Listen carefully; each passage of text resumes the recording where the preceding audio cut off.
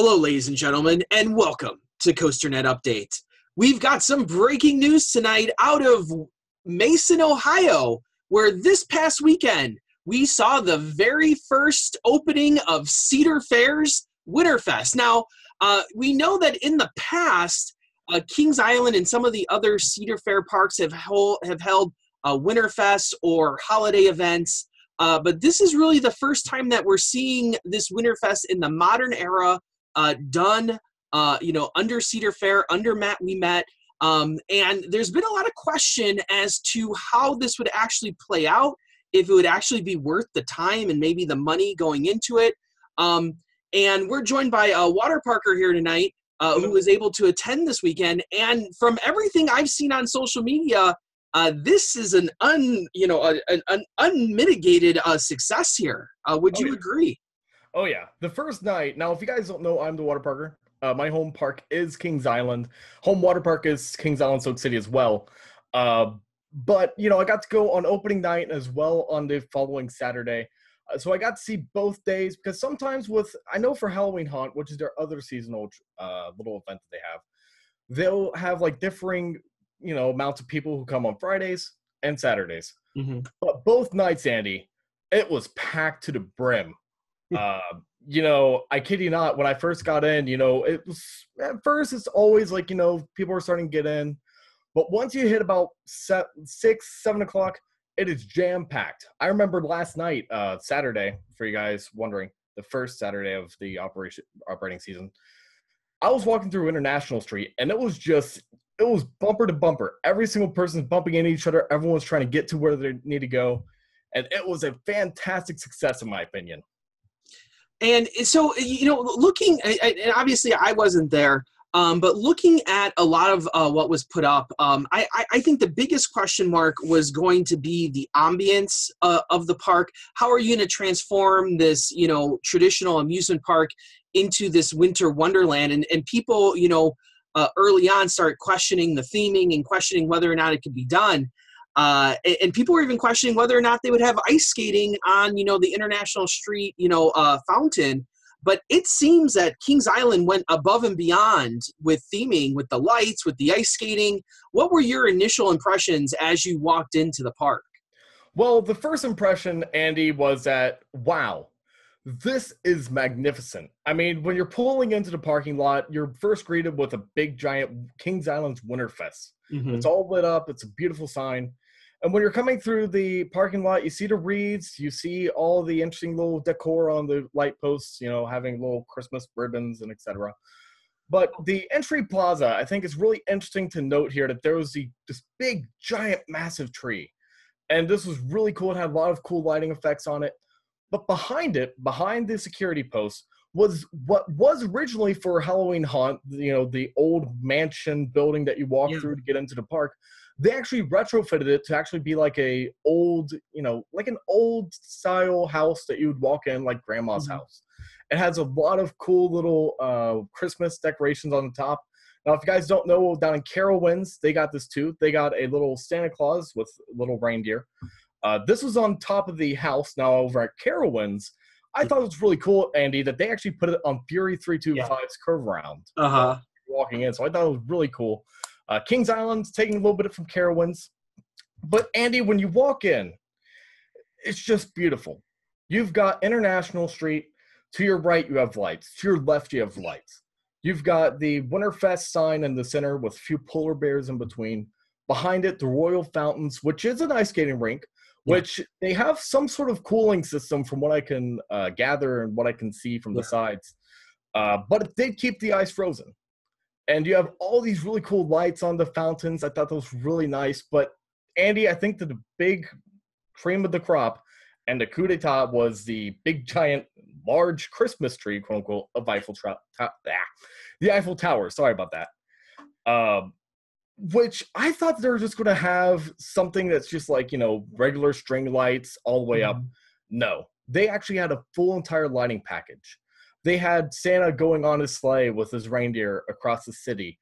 They had shooting stars. They had these ribbons tying around the Eiffel Tower. It was just magnificent, Andy.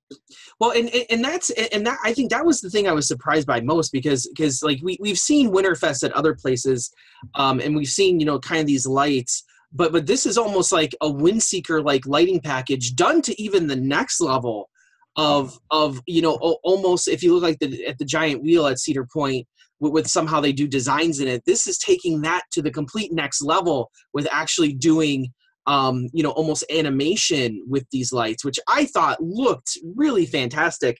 And some of the pictures coming out of people standing underneath it or standing right by it or taking selfies with it were just fantastic. Like just to see that, I think might make Winterfest something you got to do. Especially if you're in the area. If you're in the area, it seems like most people are like, absolutely, you need to go do Winterfest right now. Mm-hmm. But as we know, there's other things than just the lights at the park, especially outside of that first International Street. How are the other sections? Were they themed? Were they, did they have just as impressive stuff there? Yeah, so all of the areas that were a part of the regular Kings Island are now Winter Wonderlands, as they call it. Now, no, not all of the park is open. Half of Coney Mall is open. Portions here and there are shut off, an action zone. But for the most part, every single area turned into its own Winter Wonderland. So if we're going left from the International Street, so if you guys make a left, you're going to go past the International Show place, you'll see the Action Ice Zone. Now, this is themed to be something like, you have winter, you have ice. It's really focused on being in the tundra. You've got a quote-unquote sledding hill, which is basically a couple slide troughs with a tube on it. You can slide on down real quick. Of course, being I counted those as slide credits. If you guys don't know, I do count slide credits, and those were very nice slide credits to get. But, it's really cool, Andy, because when they go and mark off areas, they have two ways of doing it. They have the little girders, but they also have the evergreens. Now, these evergreens are trees that, cut Christmas trees. They have the little stands on them, and they just line them up. So, like, looking to Banshee, you couldn't get to Banshee. Yeah. Instead, you just had the girders. As well, they had the Winterfest Snow Globe, which it's an inflatable snow globe that you can get into. They had the Holidays for Heroes, where you can go and send a little card to someone who's serving in the United States Army. Or any kind of veterans. And then, of course, you had the Ice Carvers show. Now, this is something I actually got to see, and I think this is really cool. Now, if you guys are going to Kings Island's Winterfest, definitely go check them out. Their first show is about like 5:30. And what they do is they go and have live ice carving. So, like, when we got there, they already did the turkey. They did a penguin, and I believe they did a snowman. And then they're going to do a reindeer. Mm-hmm. And Andy, I don't know if you ever watched someone do ice carving. I know that I've been to a few media events where I've seen the ice carving itself, but just watching those guys do it is amazing. Yeah. I mean, just the sheer amount of talent that these guys have to go and work with it. It's really cool. It's really amazing. I think it's absolutely perfect for anyone to go see. And take it from me, I am not a shows kind of guy. And, we'll talk about later on about some of the other shows I got to see, and I just wanted to highlight on that real quick. But I'm not a shows guy, and I thought that was really cool. So, if And it seems interesting that now when we were talking a little bit earlier today, you had mentioned something about like roaming actors and roaming characters throughout the park. Like, what is that about? Like, because I saw a few pictures, but I didn't quite understand what they were trying to do. So going back to International Street, they had a lot of these characters roaming around. Now, of course, for every single area, Andy, you have different characters running around. In the Action Ice Zone, you really didn't have anything. But on International Street, you had, like, the Toy Soldier. Okay. You had the Prince of Winter and the Princess of Winter, something like that. You had this little dude. Now, I want to cover the little dude, and I only call him little dude because I'm a tall guy. And truth be told, but this guy, he's walking around and he has this really cool Christmas blazer. Mm-hmm. And he has jingle bells on him. And he's just walking around like this, jingling and jingling all the way around. Mm-hmm. And this guy was having fun. And I look over and I see this guy behind me and he's just like, hey there, man. I'm just like, oh my gosh.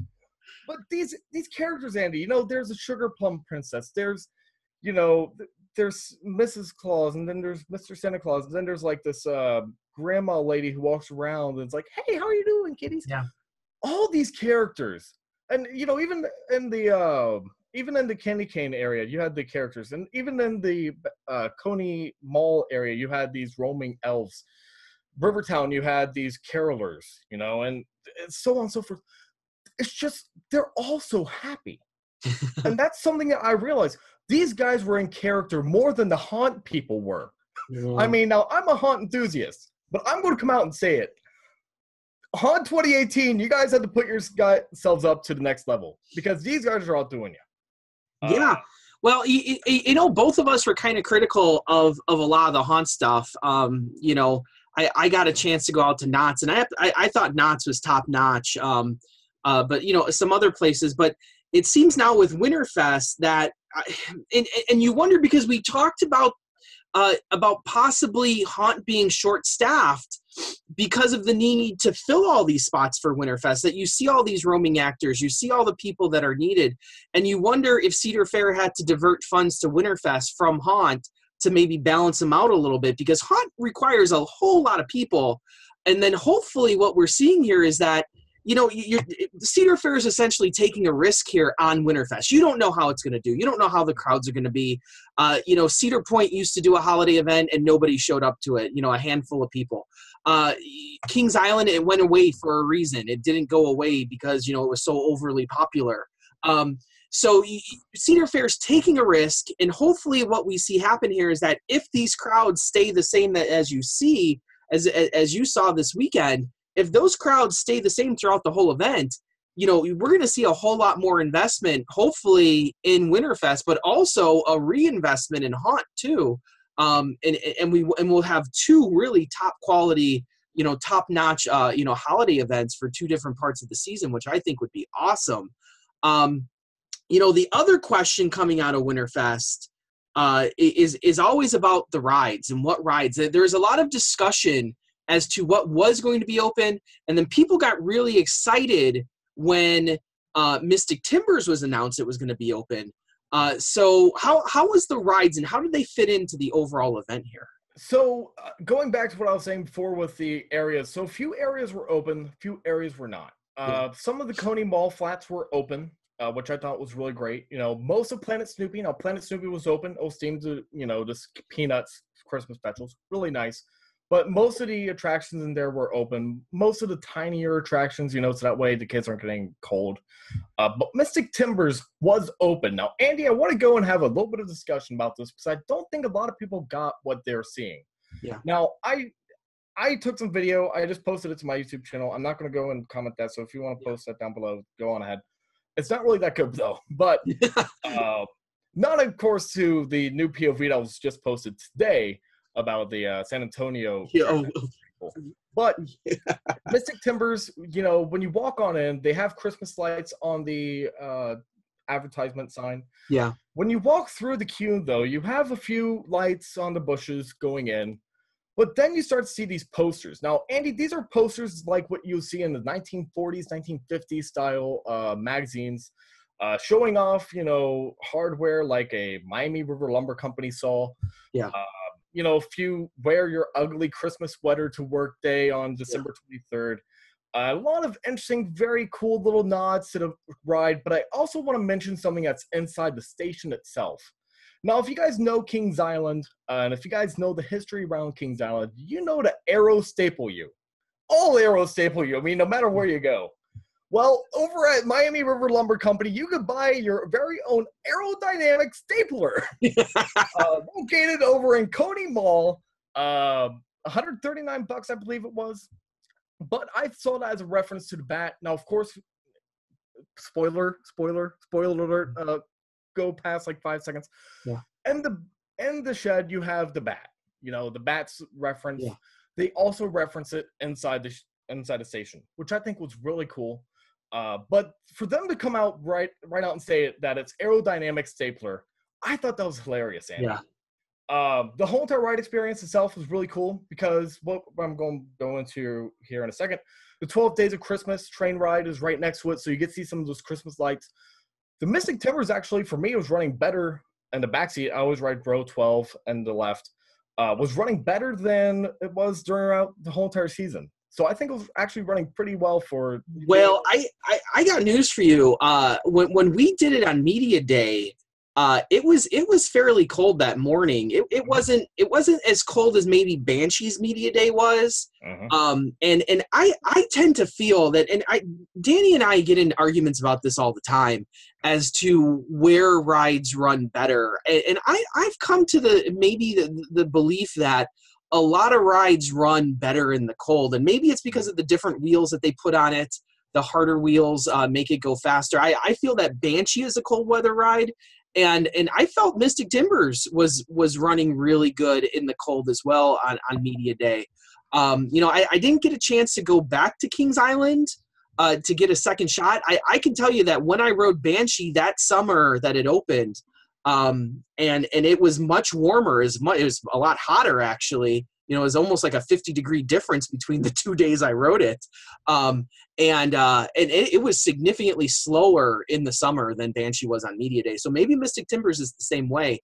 How was the line for Mystic Timbers? Was it that bad? It was long. It was pretty long. Now, on opening night, it was really jam-packed. As well for the train, it was really long. But Mystic Timbers is a people cruncher. It can usually get you through in about like 45 minutes to an hour. Yeah.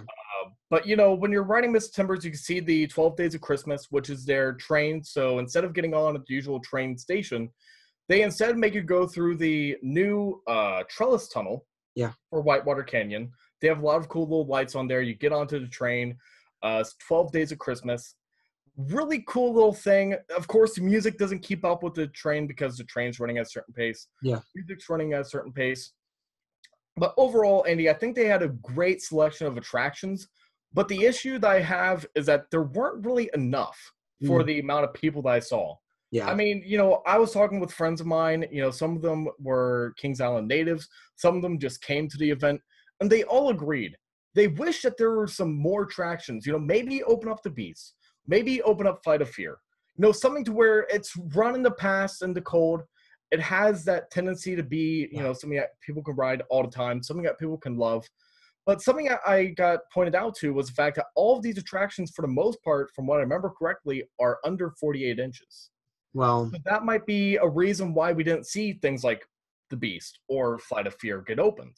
Yeah. So, but yeah, it was pretty nice. And when you think about it, even if you wait an hour for Mystic Timbers at a 5-hour event, 1 hour of your 5, like that eats up a pretty big portion of your night just standing in that line if you don't get in it right away, if you actually wait the full hour. So, I think once again, I think this is an issue of Cedar Fair maybe being conservative with their estimates and saying, hey, we're going to open up this many rides because it's going to cost this much money. And hopefully down the road, we see a much bigger investment, with rides and stuff being open when the crowds are there, because you need something for the people to do.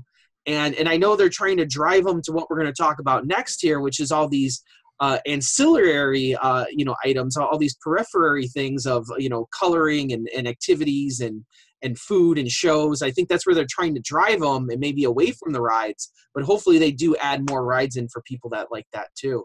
So going into the next thing here, what types of things, because there's a whole list of activities here that you can find on the Winterfest website.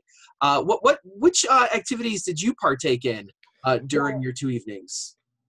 Okay, so I'm going to first start off with some of the shows, and then some of the recreational things you could do around the park, and then we're going to end out with the food, because I think that for the most part, that's what we're all here for, is the food, whether or not it's good or not. But starting off with some of the little mini things you got to do, some of the shows, I really didn't get to do a lot. I did get to go into the Tinker, I believe it's called the Tinker. Let me get back to this real quick.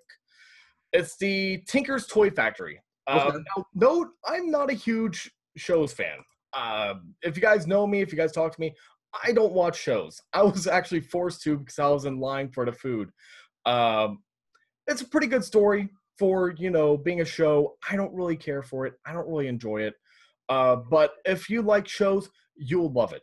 I know that friends of mine who absolutely adore shows, they were absolutely excited with, seeing this for the first show that they get. They're pretty excited to see what they see next. The countdown, the lighting ceremony, it felt a lot like I was back down at Disney. Now, I don't know if a lot of you guys noticed, but way before I was a Kings Island enthusiast, I was a disciple of the mouse, and I got books upon books about Disney. But the Osborne light display, which went defunct last year, had a lighting ceremony. And they had the same exact thing here for the lighting of the Eiffel Tower. It was a very nice little show. They sang to bring up the energy and to bring up electricity. Very cool show. Bring out Snoopy. A lot of classic songs are sung. Then as well, over at the Coca-Cola Plaza, they have like a little DJ booth area. A lot of photo opportunities as well. And Andy, I think that a lot of people should know, Winterfest has a lot of photo opportunities. They have the inflatable snow globe. You can go take photos with cutouts of polar bears. You can take photos with a freaking inflatable Coca-Cola Santa Claus. I kid you not. I go into the Coca-Cola, and if you guys don't know me, I love Coca-Cola branding. When I walked through the Coca-Cola zone, buddy, I was in the zone, buddy. They had the old classic advertisements. They had a lot of these really cool little things. But there's a lot of cutouts around the park. There's a lot of Streetmosphere characters. Again, talking about Disney, that's something that Disney has a lot of. And I got to experience the little elf stuff. Now, something else that I think that you'll remember, Andy, is the troll over at Racer. Remember him? Yeah. He's there for Winterfest as well as this elf that's really big.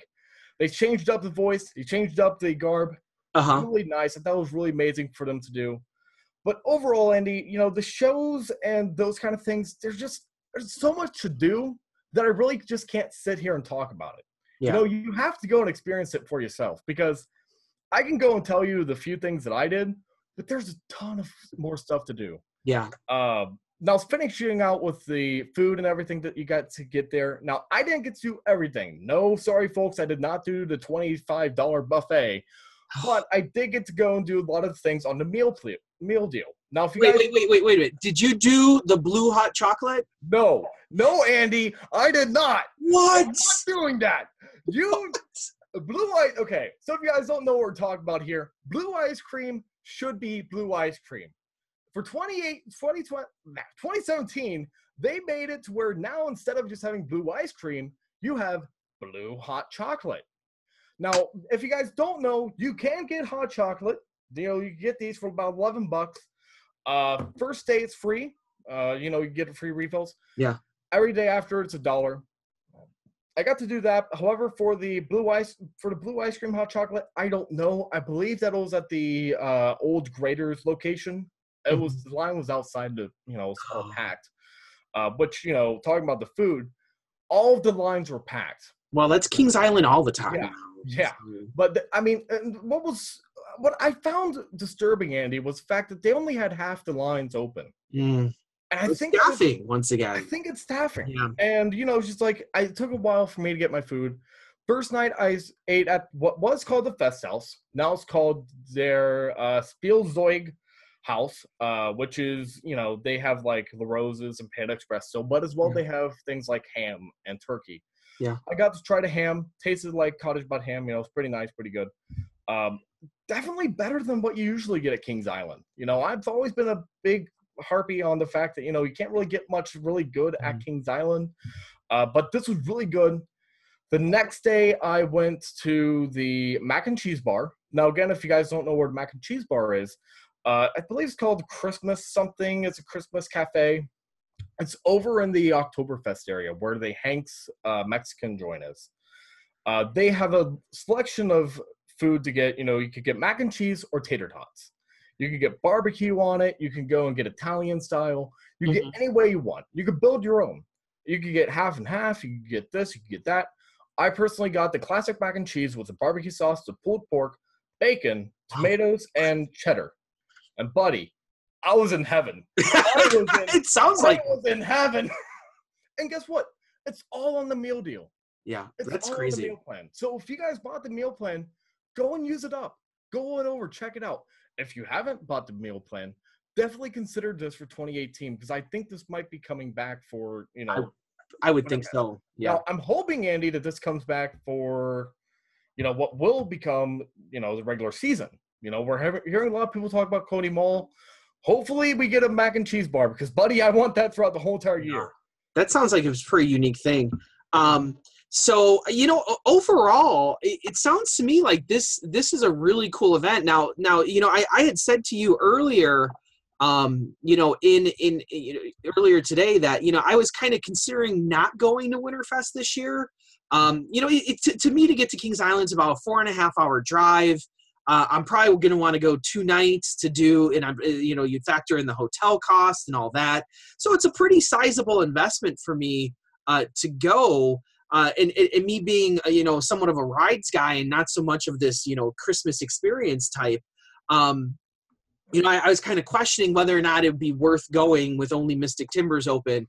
But having heard what you said here, it sounds like a pretty fantastic event, and it might be something that I might have to go check out. I also found out that it has a very extended schedule over the holiday break. So the week before Christmas and the week after Christmas, it's open every night of the week, which it's obviously not open Christmas Day, not open Christmas Eve. But for this break, it's open, almost for the entirety of the break. And that's kind of pretty cool.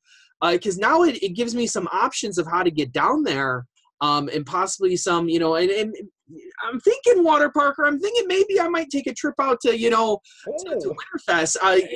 Can you do a final sales pitch to me here about? Well, Andy, I have one final sales pitch for you. Here you go. I know you're going to love this. You can pick up your own Winterfest knit sweater, and I love my sweaters. You can get yourself your Winterfest beanie. Ooh. Andy, I haven't showed you the best part. Oh, and it's the best invert in Ohio, buddy. Screw Raptor. This is the best. But, okay. So they have a very extensive product line of merchandise. I think you guys are definitely going to love it because, I don't know, for a guy like me, I have a lot of friends of mine who are coaster enthusiasts, but they want to get something for Christmas. This is a perfect place to go get yourself an ornament. You can get like Beast, Diamondback, Banshee, Mystic Timbers, all having their own little different. Now, if you buy the Beast ornament and you hang it up like in your bedroom, do you like automatically fall asleep at night? Is that something that happens with the Beast ornament? Like, no, Andy, no. If that were true, then my Raptor mug put me to sleep and hurt my neck every single time I drink out of it.